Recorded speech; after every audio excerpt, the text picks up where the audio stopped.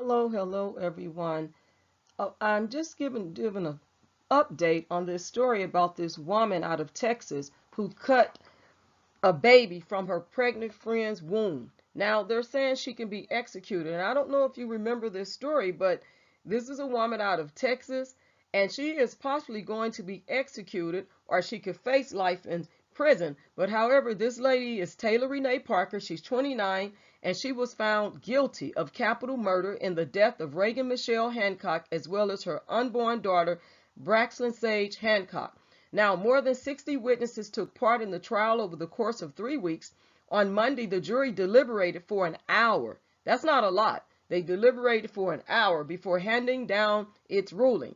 Now, Jeff Harrison, a lawyer for the defense, attempted to get a kidnapping charge dismissed by arguing that Braxton was never alive, something that would lead to the changing of the capital murder charge to murder. And it says that's why in opening statements we spend so much time on definitions. You can't kidnap a person who has not been born alive, he says.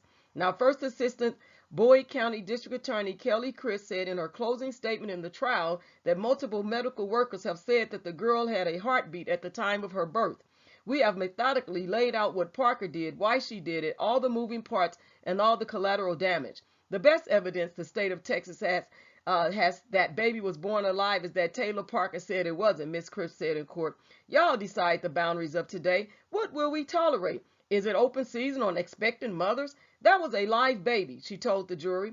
Assistant District Attorney Lauren Richards told the court that Parker put on an act to keep her boyfriend, Wade Griffin. Now, how many of you all know when women pretend to be pregnant? And we saw some videos over social media in the last, several months where women pretended to be pregnant, had a gender reveal party and all this, and it turns out that they were never pregnant. And some of them even has like you could buy some type of pillow on Amazon to pretend that you are pregnant, to get all type of gifts, to get all type of attention, and and even to keep the boyfriend and keep the family engaged, and they turn around and they're really not pregnant. So anything to try to discredit this woman, who this lady, the defendant, cut a baby out of someone's womb, is totally despicable. I mean, like, is that part of the Jeffrey Dahmer stuff?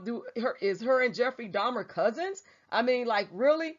And so this woman was trying to keep her boyfriend, Wade Griffin. So that's why she did it, because she wanted to have a baby and she wanted to hold on to this man. But look, if a man doesn't want you, then you should drive your ducks to another pond and be with someone that does want to be with you, And she was trying to have a baby for this man, and so she was pretending to be pregnant, and so then she cut the baby out this woman's womb and pretended that it was her baby. This is some crazy stuff, people. I told you the world has changed. We're living in a changing world. Well, the people in the world have changed, and we're living in a changing world with people doing all type of crazy stuff.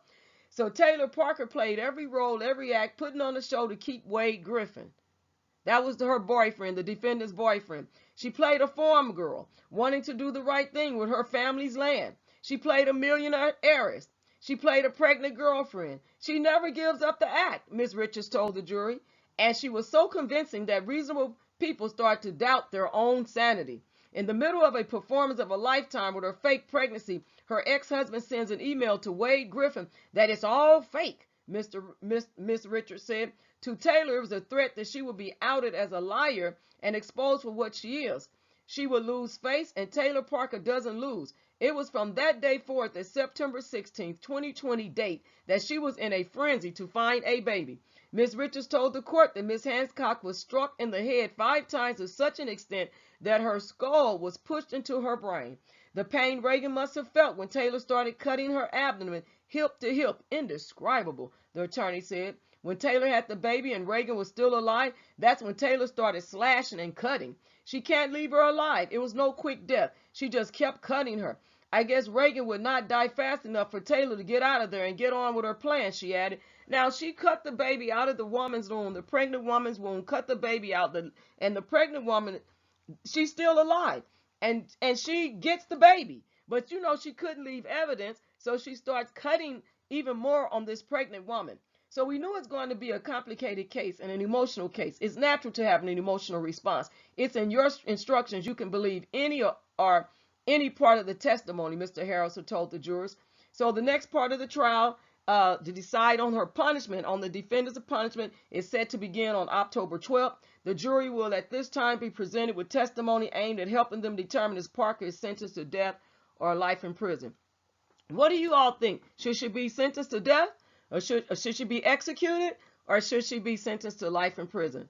What do you think about this situation? Man, this is crazy. A woman. But see, I've heard that before, where when my brother was a police officer, he was a detective, and it was a female that did that. And I shared that story before. And that was a real bad case because they had, you know, it was like they had to go through counseling.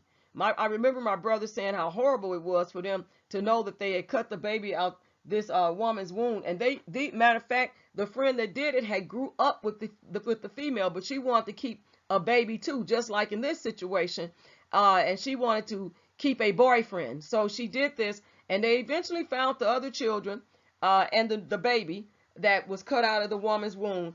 And this was a case, I believe, down in Missouri, or Illinois, not Missouri, I'm sorry, Illinois. It was Illinois, not Missouri, some time ago. It was decades and decades ago, but it just goes to show you what women will go through for great lengths to do things. And that's why it's important that we get the sides of stories and we just don't go along when women say stuff. We have to vet the information because women lie too. And in this case, this woman was lying to her boyfriend, and she had to play the part, is what they were saying. She played all these different parts to try to save herself, to keep this man. And turns out she killed another woman, and she stole the baby, cut it out of the woman's womb. So you guys leave your comments below. Let me know what you think about this. And thank you for tuning in. God bless you all. Don't forget to like, subscribe, and share the video. God bless you all.